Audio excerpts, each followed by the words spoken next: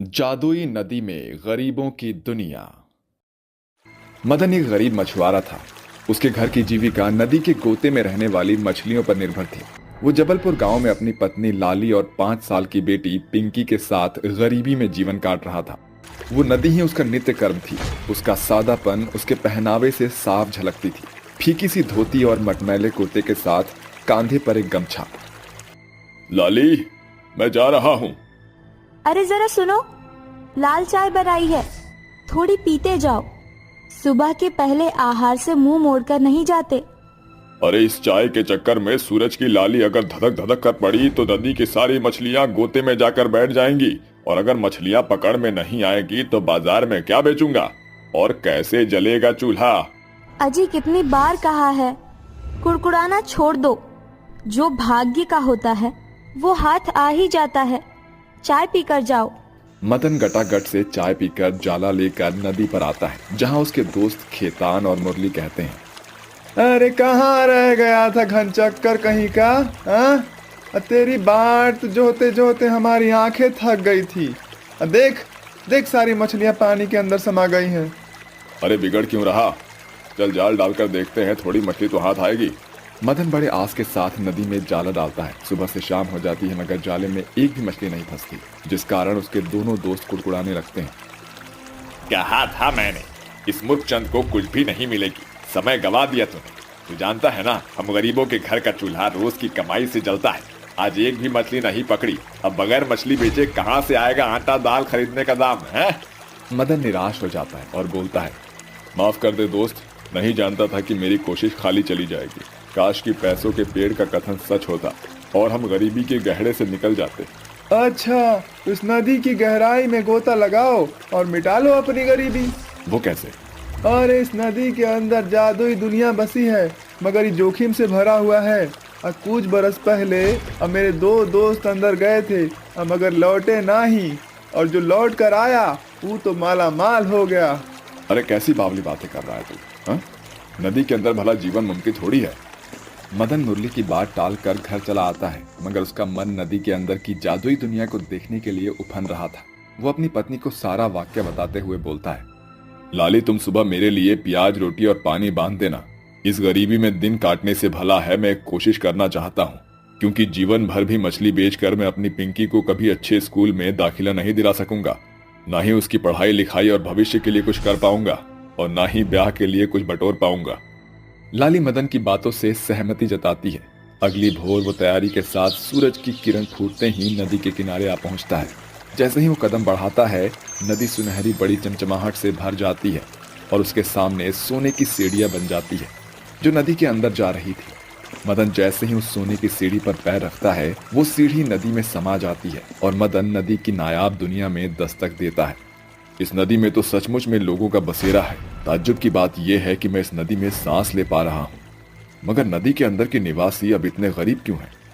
मदन ऐसा सोच ही रहा था कि एक अपाहिज बूढ़ी भिखारिन एक चक्का पटरी पर बैठी हुई घसीटती हुई मदन को घेर उसके आगे हाथ बढ़ाते हुए कहती है, मदद करो। सुनो बेटा, मुझ गरीब पर तरस खाओ, कुछ खाने को दे दो।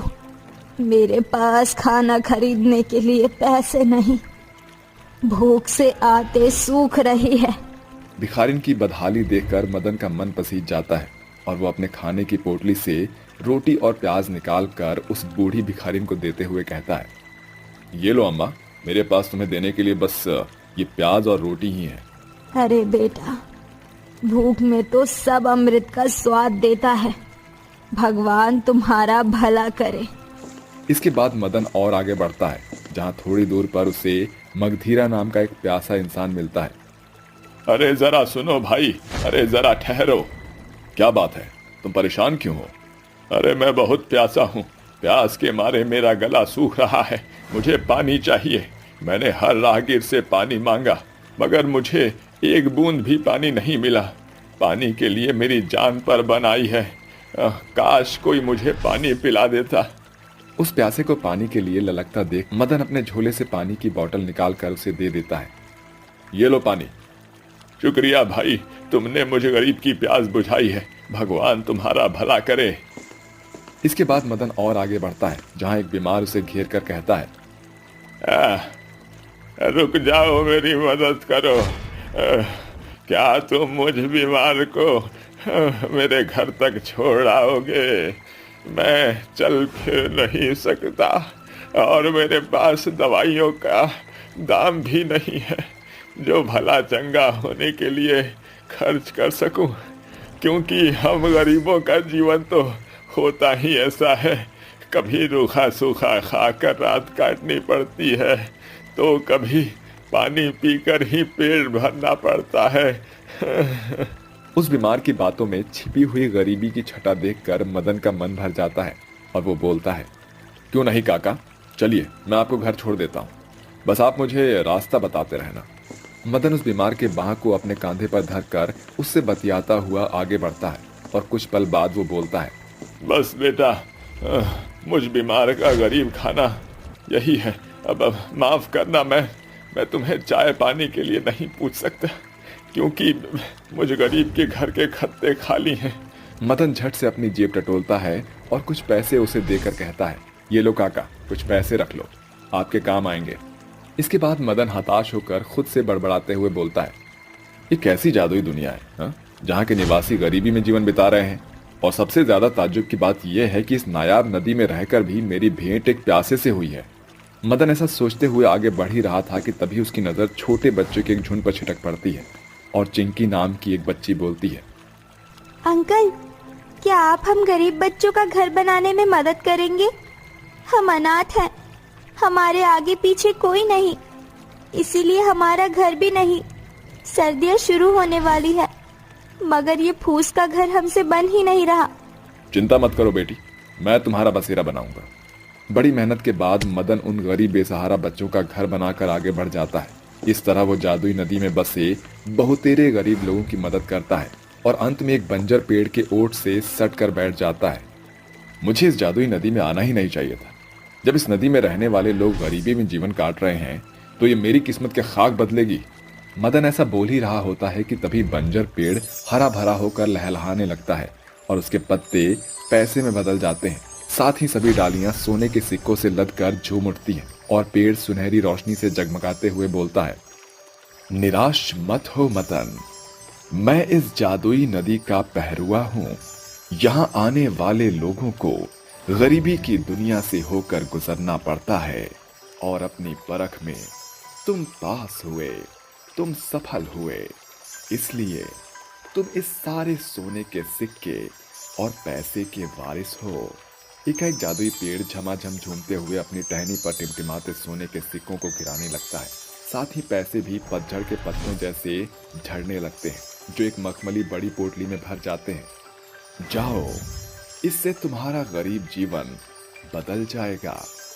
शुक्रिया पेड़, मैं तो समझ रहा था कि जादुई नदी गरीबों की दुनिया है, नहीं पता था कि वो सिर्फ एक छल था। मुझ गरीब की मदद करने के लिए आपका बहुत बहुत शुक्रिया।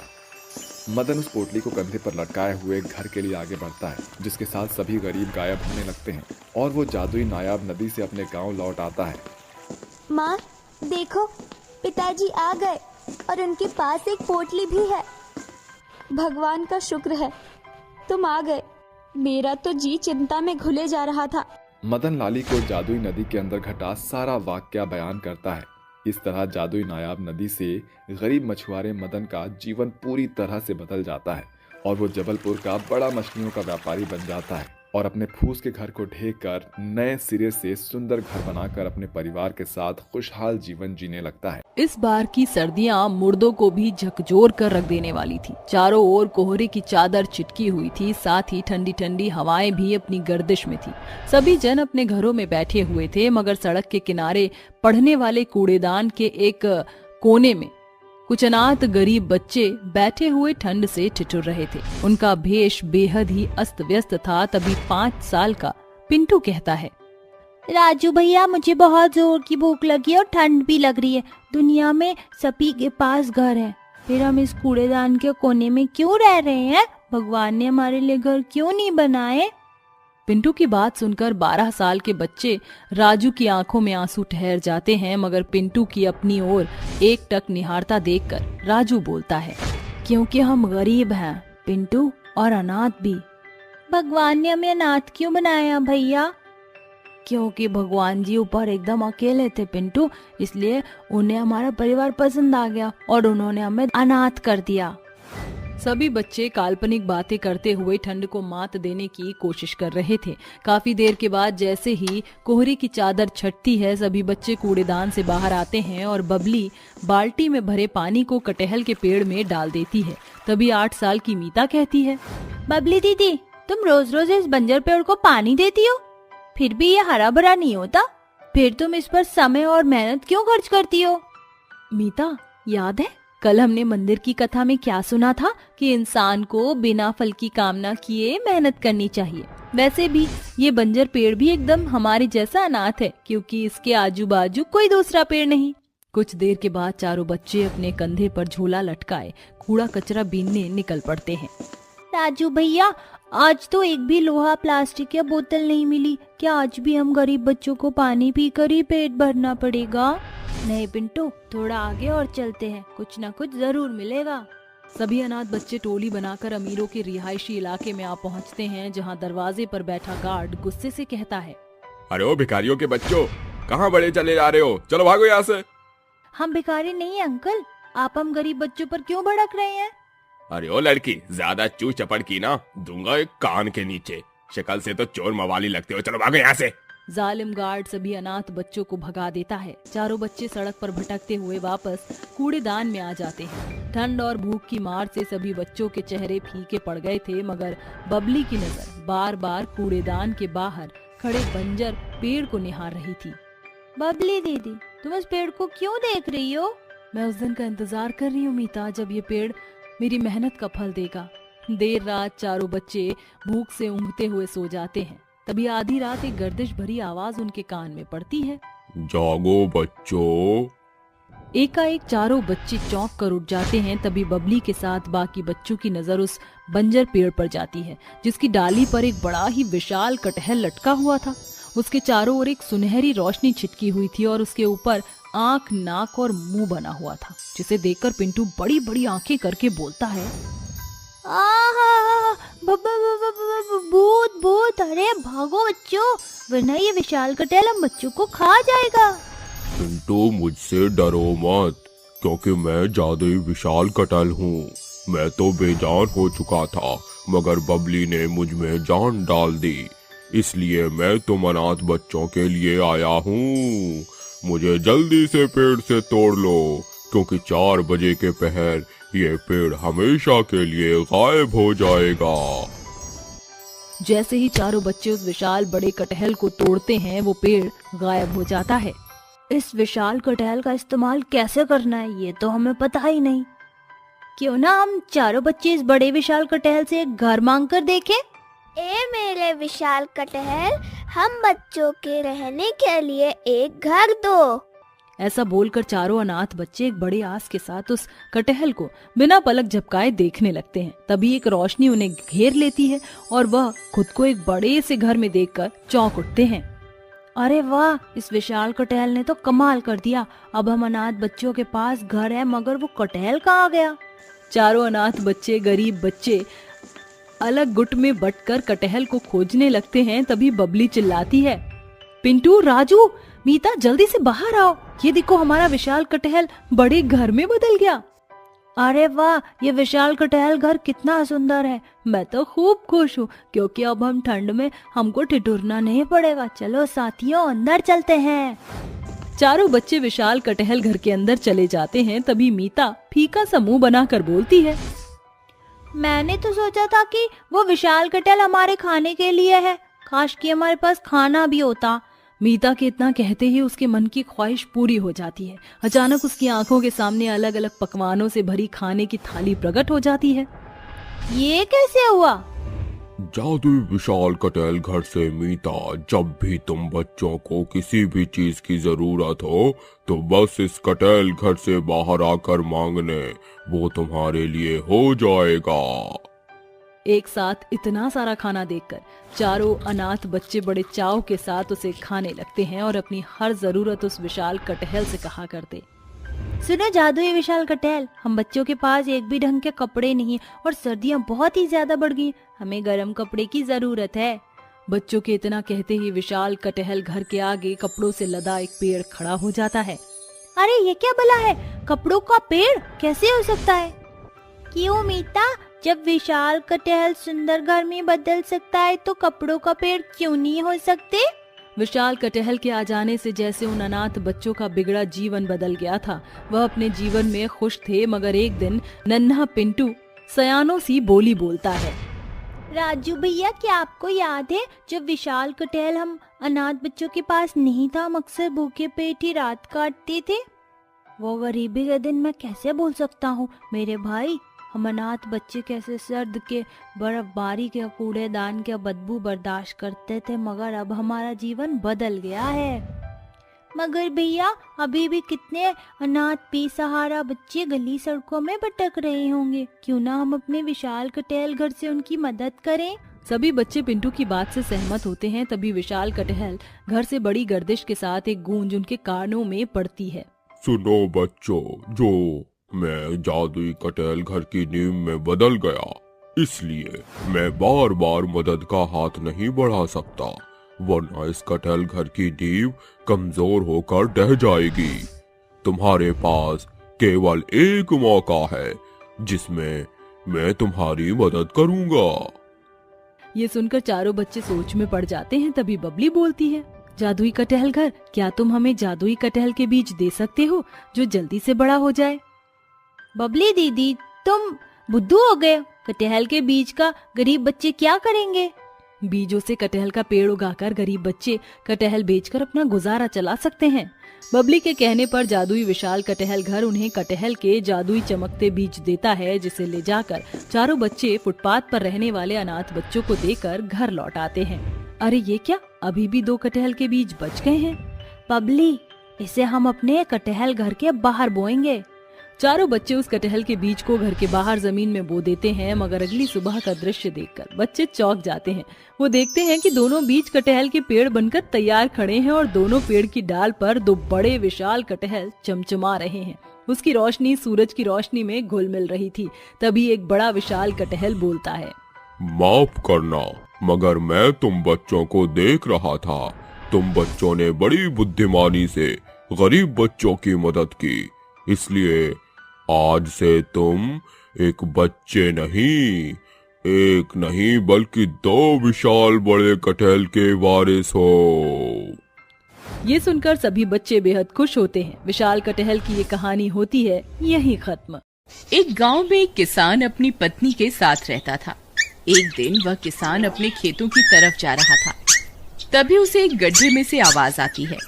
अरे ये कैसी आवाज है? लगता है कोई कुत्ते का बच्चा है जो मुसीबत में है। मुझे इसे बचाना होगा, नहीं तो ये मर जाएगा। फिर वह गड्ढे में झांक कर देखता है तो उसे वहाँ एक छोटा सा कुत्ते का बच्चा दिखाई देता है। वह उसे देखकर दंग रह जाता है।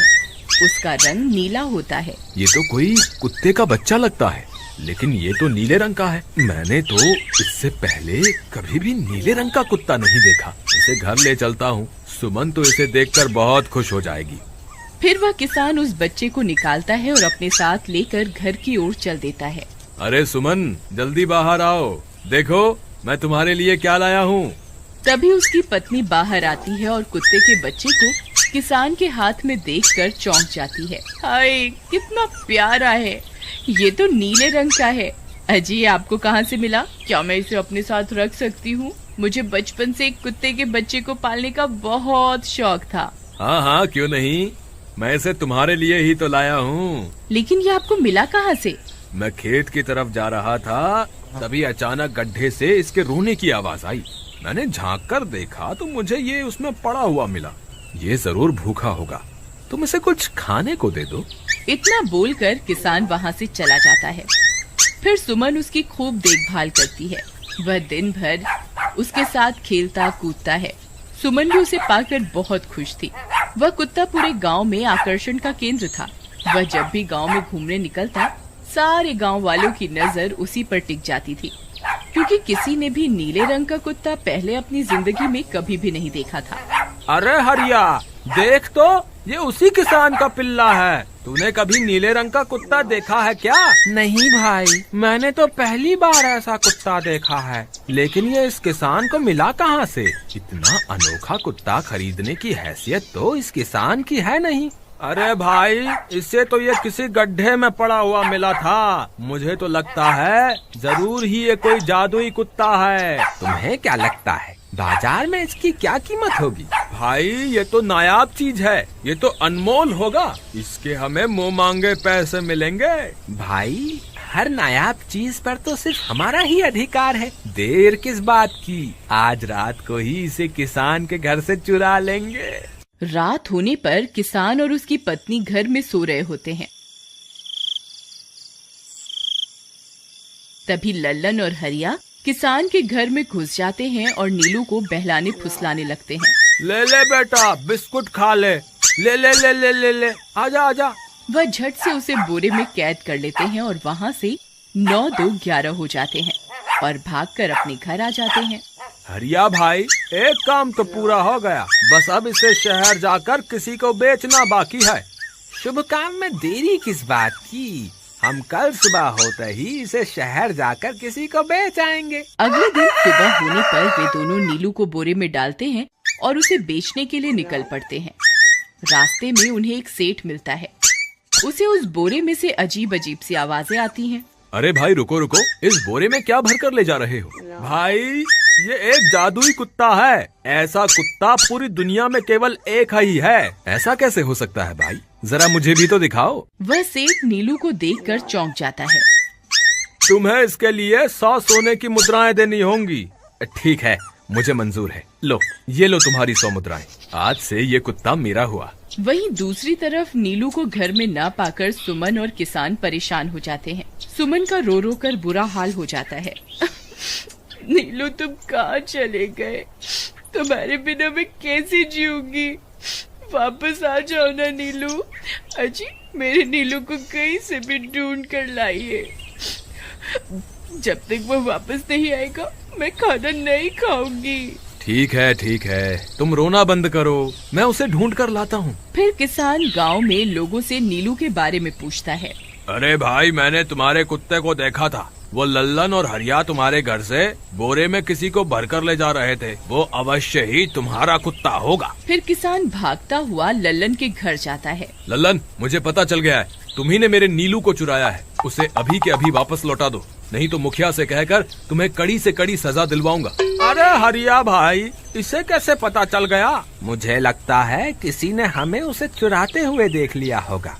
मुझे अभी के अभी मेरा कुत्ता वापस करो, नहीं तो अच्छा नहीं होगा। भाई, तुम्हारे कुत्ते को तो हमने 100 मुद्राओं में बेच दिया। अब तुम चाहो तो सारी मुद्राएं रख लो और हमें छोड़ दो। नहीं, मुझे मेरा कुत्ता ही चाहिए। तुम्हारे पास कल सुबह तक का वक्त है। कैसे भी करके उस व्यापारी को ढूंढो और मुझे मेरा कुत्ता वापस ला कर दो, नहीं तो जेल जाने के लिए तैयार हो जाओ।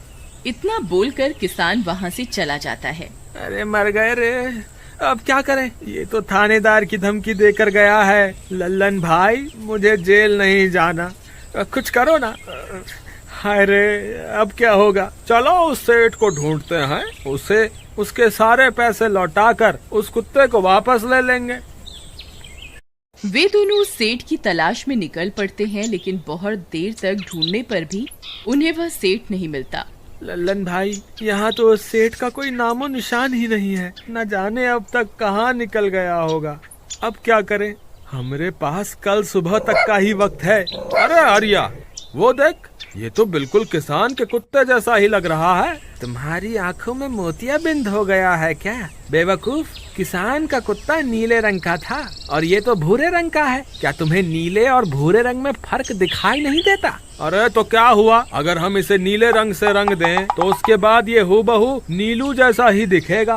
बात तो तुम सही कहते हो भाई। चलो फिर देर किस बात की, अभी इसे पकड़ते हैं। फिर वे दोनों उस कुत्ते को पकड़कर अपने घर ले जाते हैं और नीले रंग का पानी घोलकर उसे उसमें डुबो कर उसका रंग भी नीला कर देते हैं। अरे भाई हरिया, ये तो बिल्कुल नीलू जैसा ही दिख रहा है।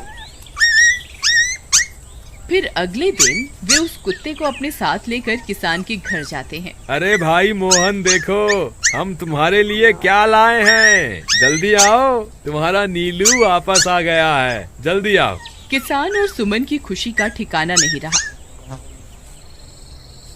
लल्लन और हरिया, तुमने गुनाह तो बहुत बड़ा किया था, लेकिन वक्त रहते तुमने अपनी गलती को सुधार लिया, इसलिए मुझे तुमसे अब कोई शिकायत नहीं है, तुम दोनों जा सकते हो। फिर वे दोनों वहाँ से निकल जाते हैं। नीलू, तुम वापस आ गए, मुझे तुम्हारी कितनी फिक्र हो रही थी, कहाँ चले गए थे तुम?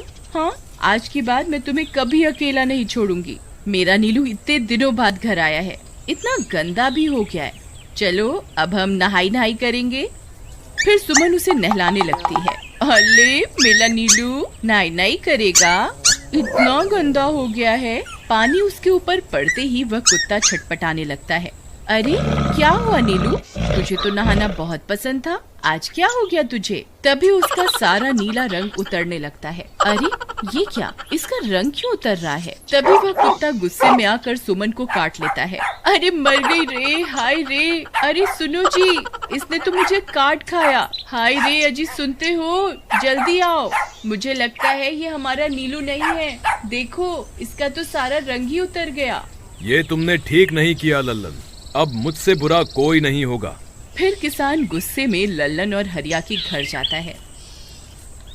ए लल्लन, दरवाजा खोल, ए लल्लन जल्दी दरवाजा खोल, नहीं तो इसे तोड़ दूंगा। आज तुझे मुझसे कोई नहीं बचा सकता। अरे मर गए रे, ये तो उसी किसान की आवाज है, लगता है इसे हमारी तरकीब के बारे में पता चल गया। अरे क्या हुआ भाई, इतने गुस्से में क्यों हो? तुम्हें क्या लगता है मैं बेवकूफ हूँ? तुम किसी भी आवारा कुत्ते को नीला रंग चढ़ाकर हमें दे दोगे और हम मान लेंगे कि वो नीलू है? भाई हमें माफ कर दो, हमने उस सेठ को ढूंढने की बहुत कोशिश की, लेकिन उसका कोई नामो निशान नहीं मिला। भाई तुम ये 100 मुद्राएं रख लो, अब इससे ज्यादा हम तुम्हारे लिए और कुछ नहीं कर सकते। अगर तुम चाहो तो हमें जेल भिजवा दो, हम दोनों अपनी गलती की सजा काटने को तैयार हैं। किसान उदास हो जाता है और उनसे 100 मुद्राएं लेकर वापस अपने घर आ जाता है। मुझे माफ कर दो सुमन, मैं तुम्हारे नीलू को नहीं ढूंढ पाया। ये लो, ये 100 मुद्राएं हैं। नीलू को बेचने पर उन्हें इतने पैसे मिले थे जो उन्होंने मुझे दे दिए हैं। उन्हें अपनी गलती का बहुत पछतावा है, लेकिन अब कुछ नहीं हो सकता। नहीं, मेरा नीलू जरूर वापस आएगा। हम एक काम करते हैं, कल सुबह इन 100 मुद्राओं का भोजन खरीद कर गरीबों में बांट देंगे। क्या पता उनकी दी हुई दुआओं से हमारा नीलू वापस आ जाए। अगले दिन सुबह होने पर वे दोनों उन पैसों से गरीबों में भोजन बांट देते हैं और वापस अपने घर की ओर चल देते हैं। तभी उन्हें कुछ आवाजें सुनाई देती हैं। वे दोनों चौंक जाते हैं। अरे ये तो मेरे नीलू की आवाज है। नीलू, नीलू तुम कहाँ हो? तभी सामने से नीलू भागता हुआ उनके पास आता है। नीलू तुम वापस आ गए, तुम कहाँ चले गए थे? मैं तुम्हारे बिना कितनी उदास हो गई थी। किसी ने सच ही कहा है, दुआओं में बहुत शक्ति होती है।